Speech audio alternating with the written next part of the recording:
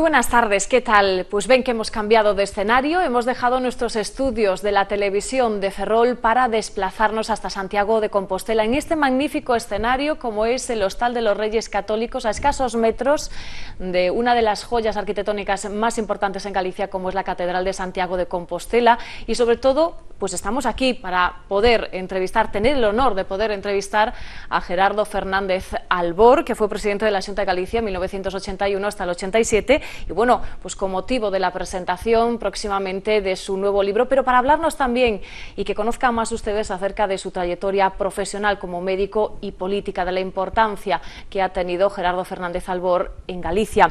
Muy buenas tardes. Buenas tardes. Gerardo Fernández Albor. Encantado de estar con vosotros. Gracias por atendernos, por hacernos un hueco en su ajetreada agenda, sobre todo supongo estos días previos a la presentación de su nuevo libro.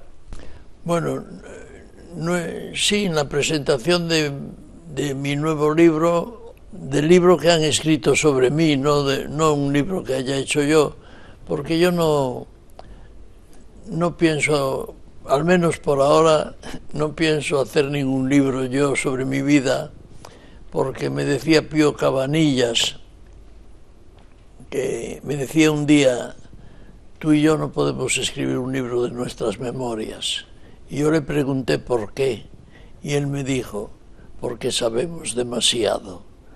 Y puede que sea verdad, y entonces escriben libros sobre mí, pero contesto las preguntas que me hacen. No hago yo nada que trate de contar mi vida, porque contar mi vida sería que lo interesante que podría decir no puedo decirlo, y lo no interesante no le interesa a nadie, claro. Entonces mejor que hablen ellos y yo contesto las preguntas que me hagan, como la que me vas a hacer tú en este momento.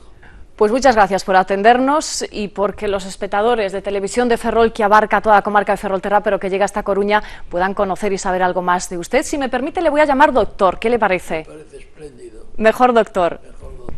Bueno, pues doctor, próximamente, la semana que viene, se presenta ese libro, Gerardo Fernández Albor, La elegancia del compromiso. La elegancia, un adjetivo que podemos decir que a usted le define a la perfección a la hora de hablar en su dialéctica y también en la hora de vestir. Bueno, por lo visto, lo dice también la gente, para mí es una sorpresa, pero claro, yo no voy a cambiar a mi edad de la manera de vestirme siempre por las modas actuales. Comprendo que están bien, me comprendo que hacen muy bien los chicos hacer la moda que hacen, pero claro, sería ridículo que yo cambiase también para tratar de ser joven. Yo soy joven sin necesidad de andar cambiando de ropa, ni de estilo de vida, ni de estilo de pensamiento, de manera que me encuentro muy bien así. Y si dicen que eso es elegancia, pues muy bien, muchas gracias y nada más. Doctor, a usted se le conoce, bueno, pues por su trayectoria política, pero me gustaría hablar también del importante trabajo que ha desarrollado en el ámbito de la medicina. Usted es cirujano, especialista en cirugía general y digestiva, miembro de honor de la Asociación Española de Endoscopia Digestiva, fundador del Policlínico La Rosaleda, medalla de oro de la Sociedad Española de Coloproctología. ¿Cómo y cuándo surgió este amor y esta vocación por la medicina? Pues cuando estudiaba bachillerato, en segundo curso del bachillerato, nos daba clases de biología un gran profesor, don Luis Iglesias, que luego lo encontré en la facultad de catedrático también, y esas lecciones que nos daba de biología hizo que yo me interesase mucho por la medicina después, de manera que se debe a un profesor que me hizo pensar en que sería bueno el estudio de la medicina, porque en Santiago, en la universidad, se pensaba en medicina, en derecho, en farmacia, filosofía, no sé si existía ya, la facultad me parece que no, pero entre derecho o medicina me incliné por la medicina. Bueno, también había otra opción, la de ser canónigo, ¿no? Bueno, eso fue luego cuando ya mayor ingresé en medicina,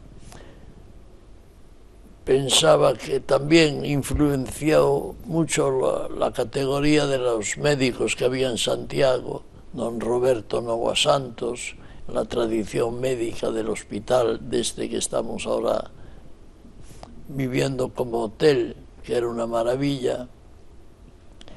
Y claro, decían la gente, o si quieres destacar en Santiago, pues o eres canónigo o eres médico.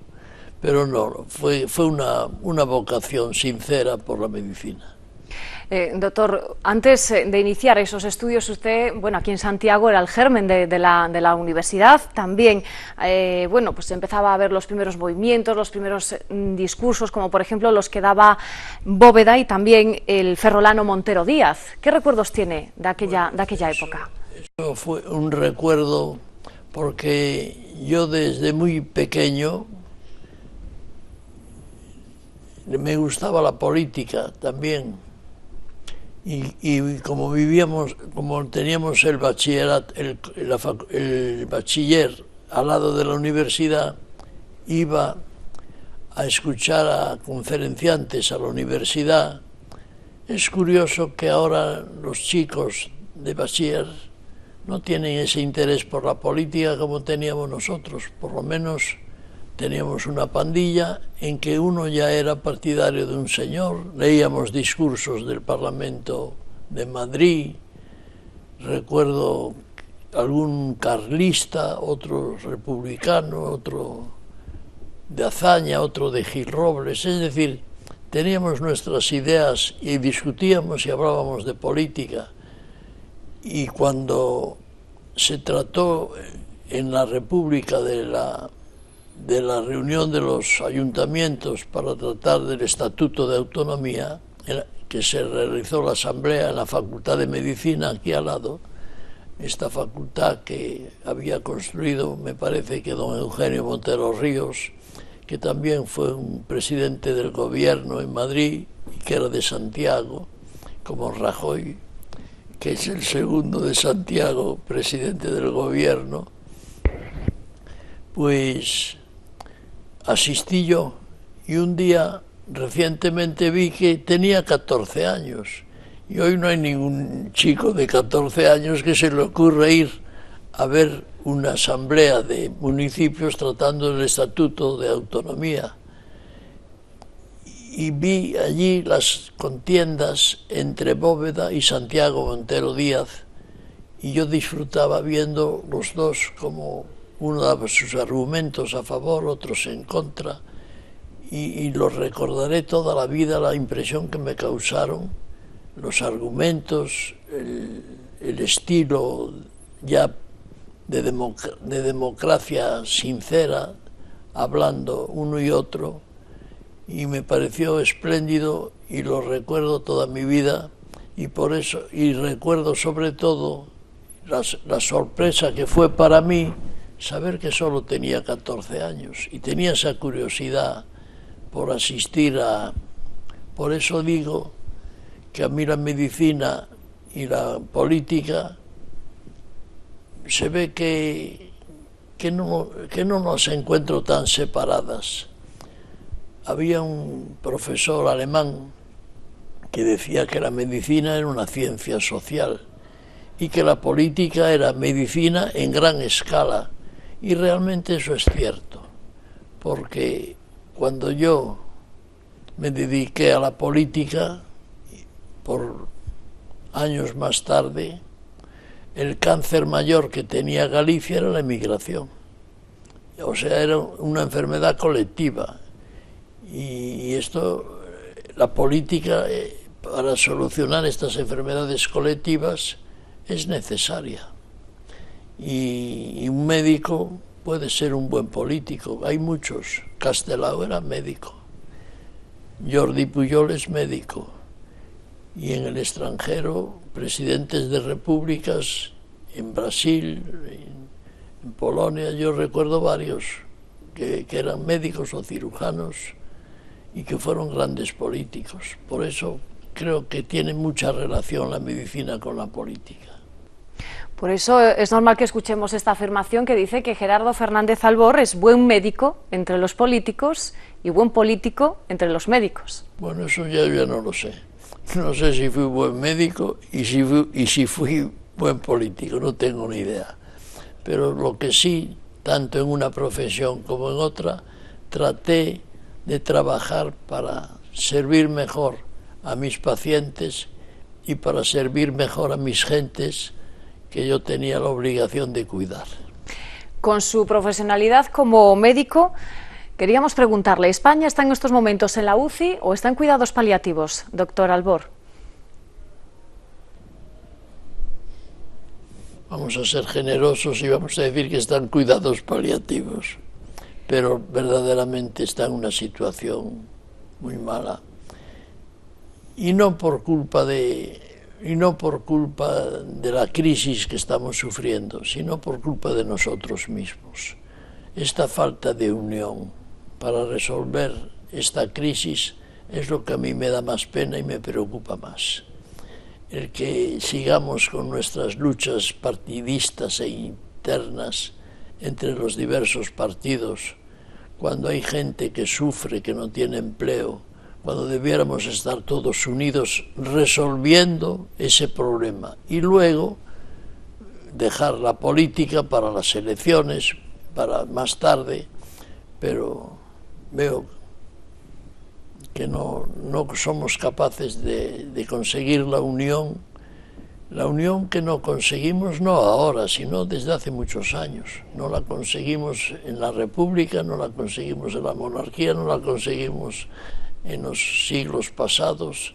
Somos muy complicados y hay que vencer eso. Yo creí que lo habíamos vencido ya en la transición, que habíamos pensado no pensar más en lo de atrás y pensar solo en el futuro, pero ya ves, hemos llegado a un momento en que estamos peor que en los primeros tiempos de la transición, de manera que hay que seguir los que queremos esa convivencia política que es necesaria para vivir en democracia y los que creemos que la democracia es el mejor sistema que existe.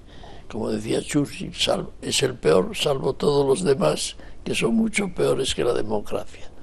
De manera que hay que seguir para salvar el sistema. Lo acaban de demostrar los americanos. Se han enfrentado durante un año abiertamente. Y ahora al final, ¿qué han dicho? Que quieren seguir unidos todos, los de un lado y los de otro.